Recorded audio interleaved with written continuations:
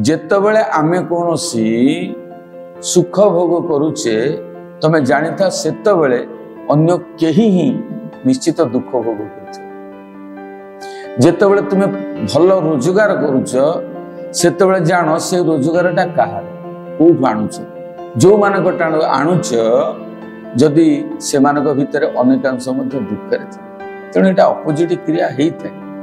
ତେଣୁ ବିଭୂତି ମଧ୍ୟ ସେଇଆ, ଯେତେବେଳେ ଗୋଟିଏ ବ୍ୟକ୍ତି ବିଶେଷକୁ ଆମେ ରାଜା କରୁଛେ ଅନ୍ୟକୁ ରାଜପଦରୁ ଓହ୍ଲଉଛେ, ତେଣୁ ଗୋଟେ ଜାଗାରେ ସୁଦଶା ପଡିଥିଲା ବେଳେ ଗୋଟେ ପକ୍ଷରେ କୁଦଶା, ଉଭୟକୁ ହିଁ କୁହାଯାଏ କଣ ବିଭୂତି।